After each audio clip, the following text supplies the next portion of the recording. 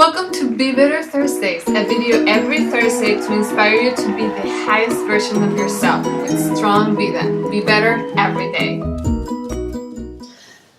Hi everyone, welcome to Be Better Thursday. I'm so happy to be here and I'm excited because today is my video number 2 of the video series Relationships, A Place to Grow. And on my video number 1, I talked about the importance to start a relationship with yourself as soon as possible. And if you haven't started, that's okay. There's plenty of time. And you might be like asking yourself, exactly how do I start?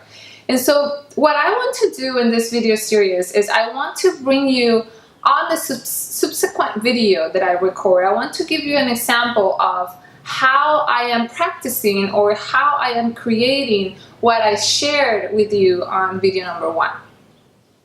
And so in this case, how I create or how I cultivate a relationship with myself, which is so important because it's the only way you can find how you will satisfy yourself, how would you fulfill yourself, how do you give yourself your own needs, how do you make yourself happy, what makes yourself happy, and what makes yourself bored. Everything that you're feeling, it's completely and 100% responsibility of yourself. So you are responsible and hold accountable for your own actions and needs in this planet. At least that's what I believe. And so the moment you pretty much attach that responsibility to somebody else or another relationship, that's the moment where expectations start. And that's the moment where everybody just suffers in a way, right? And so one thing that I discovered does amazing things for my relationship with myself is to write. And I never really consider myself a writer. And I think I do consider myself a writer now. I'm not a good writer, but I write just from the need of do more inquiry. Inquiry within myself and to learn exactly what is it inside of me that I haven't gotten to met yet. Like who is inside of me that I don't know yet. Like what, for some reason I found that when I write and when I see my thoughts and my feelings and my emotions in paper, I get a better handle of them. I understand them better. I have more time and space to digest them. And I have more time and space to exactly understand where they come from and where they're going. When they only stay in my thoughts, they pass really quick and they're forgotten really quickly. Versus when I write them, they first of all seem different. They look either more passionate or sometimes stronger, something that in my thoughts seemed very light or casual. When I write about it, I understand better how they affect me and how they propel me to start certain actions or not.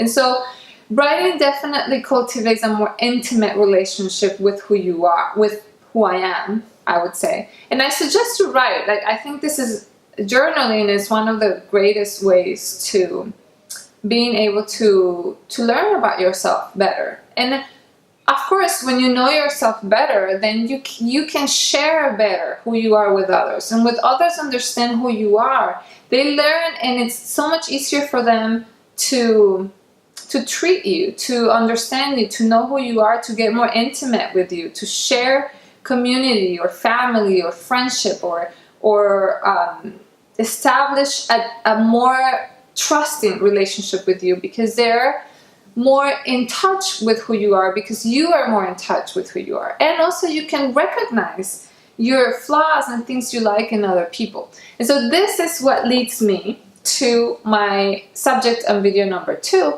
which is relationships are your ground for transformation.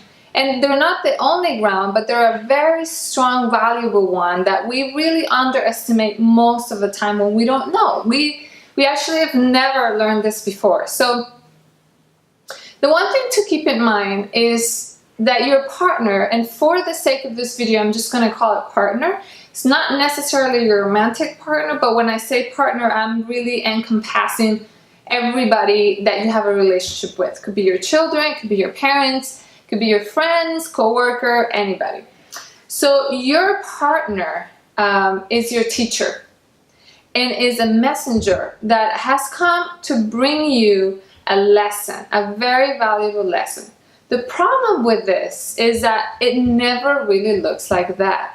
What it looks like is that this person is actually annoying you and does not understand you and somehow brings you discomfort, and it just upsets you. I mean, we all have gone through something like this, right? Where we have a relationship with somebody, we love them, or maybe we don't necessarily love them, we're just coworkers or something, but they do this one thing that just turns us off, or they do this one thing that it's really irritating. And so that one thing, it's precious. It's the sign that you have to remember that this person, it's not really the bad guy.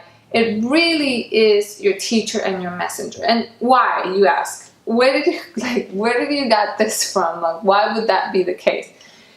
And so that's the case because I have practiced it many times, and it really works. I believe we are all the time reflecting in a mirror who we are, and that mirror is the other person in that relationship.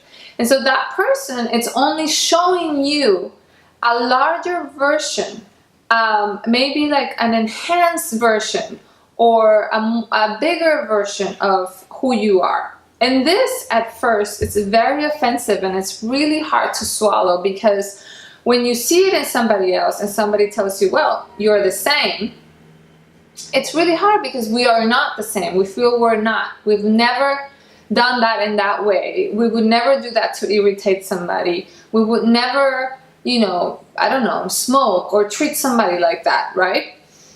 But the thing is, it's like once you pass the hump of your ego feeling offended about it, you are able to see and to maybe surrender to considering, oh, okay, let me just see the suggestion. Let me just consider that there might be something in me that's actually very similar to what is upsetting me about this person, to what's really, turning me so off about this person. And so I want to give you an example. Maybe a good example would be with your children. Let's say that something that you really don't like about your daughter is that she has a really bad attitude, and she's just becoming arrogant. Say back to Anita. And it's just not working out. So if you're able in that moment to grasp and remember that she is your teacher and that she is reflecting something that is already in you, and if it wasn't in you, you weren't able to see it in her, and you weren't able to feel upset about it. So the moment it's making you upset, it's the first sign that it is in you, okay? And so after you pass the, feeling offended part, and you open yourself to consider, there might be something in me that has a bad attitude, that I am being arrogant towards. So what would that be? And so that is the first question. Where and why and how I am being arrogant. Now, sometimes what happens is like you don't exactly know what's making you upset. So it's very important to find that word, and that word needs to be very simplified. It needs to be very simple to understand. In this case, I don't like that she's being arrogant. I don't like that she is been having an attitude. But sometimes we just go like, well, he shouldn't have done this and that and call me. But what does that exactly mean? What exactly that you don't like? You don't like that he's not being what? Irresponsible or responsible. That you don't like that he's not being considerate, that he's not being generous, that he's not loving you, that he's not accepting, that he's not vulnerable, that he's not open. That, what is that word? What is that quality? Because that's the quality, that's your gift, that's your lesson, that's the one that you want to work with. And so when you find it, in this case arrogant, you want to ask yourself that, where am I being arrogant? And the answers will come. They will come to you flat and strong any moment from the time you ask that question, and you will be surprised to realize and see and discover and unveil exactly where you are being arrogant. And when you find it, then that's your work. That is your homework. That is where you want to work, because you always want to work within yourself. That is always your homework. Your homework is never to work on others, even if they're your children. That is only secondary. That is only secondary. They're actually here to show you the last lessons or the lessons that you haven't been able to learn before. And not only your children, but anybody else. And so, to resume, this lesson is about remembering and understanding that relationships are a ground to grow. And that your partner in crime, I should say, is actually your teacher and the messenger of the lesson that you need. And if you're able to open up yourself to that principle, then you will self-transform yourself into places that you could never even imagine. And so with this lesson and with this principle and with my sharing, I leave you, and I hope this really helps you and makes yourself better, and it helps you progress and evolve and be a higher expression of who you are today. Take care. Thank you so much for watching our episode of Be Better Thursdays. If you would like more inspiration plus exclusive invitations and free resources to become better every day, please find the email list link in the description below this video. And if you like this video, please share it with your friends, subscribe to our channel, or just like it. See you soon, and remember to be better every day.